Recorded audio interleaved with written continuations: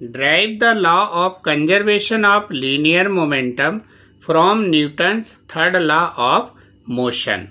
तो आपको यहाँ पर जैसे कि गिवन है इसका definition, consider two bodies A and B of masses m1 and m2 moving in the same direction along a straight line with velocity u1 and u2 respectively.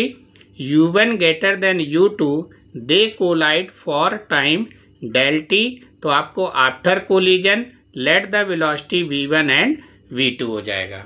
तो जैसे कि आपको यहाँ पर डेफिनेशन में गिवन है कि let us consider two bodies, तो ये आपका यहाँ पर टू बॉडीज है, एक आपका ए बॉडी है, ये आपका बी बॉडी है, ये बिफोर कोलिजन है। तो इसका ए का मास आपका यहाँ पर m1 है और बी बॉडी का मास आपका m2 है, वेलोसिटी आपका u1 है, ये वेलोसिटी आपका u2 है।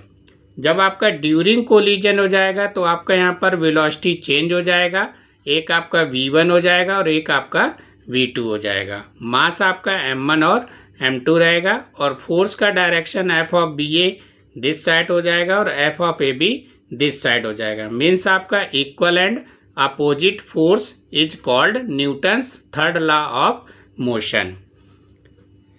तो अब हम यहाँ पर प्रूव करेंगे आफ्टर कोलिजन का। तो जैसे कि आपका यहाँ पर ड्यूरिंग कोलिजन की बात हो रहा है, तो according to Newton's third law, तो न्यूटन थर्ड लॉ का आपका डेफिनेशन जो रहता है, equal and opposite force is called Newton's third law. तो F of A B equal to minus F of B A होगा। इधर आपका impulse of F of A B equal to F of A B into आपका del T equal to change in momentum of A. तो momentum आपका P equal to M we होता है, तो यहाँ पर मोमेंटम आपका चेंज हो रहा है, तो फाइनल माइनस आपका इनिशियल हो जाएगा मोमेंटम, तो इसलिए आपका m1 v1 है माइनस आपका m1 u1 हो जाएगा। इसी तरीके से impulse of f of B A का निकालेंगे, तो f of B A equal to F of B A into आपका डेल टी जो कि आपका change in momentum of b।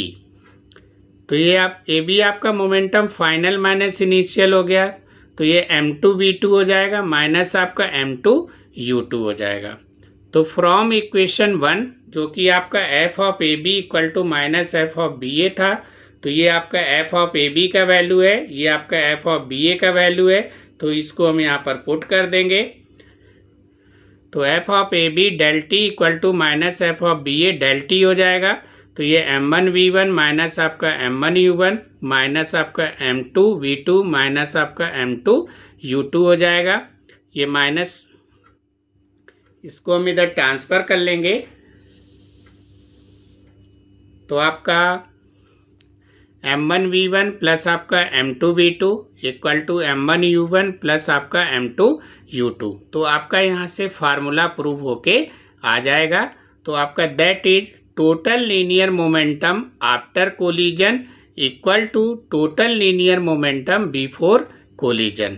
तो आफ्टर कोलिजन का जो लीनियर मोमेंटम है और आपका बिफोर कोलिजन का लीनियर मोमेंटम है वो एक दूसरे के क्या होगा, इक्वल हो जाएगा। तो यही आपको यहाँ पर law of conservation of linear momentum of Newton's third law का इसमें फार्मूला को यूज करके प्रूव किया गया है।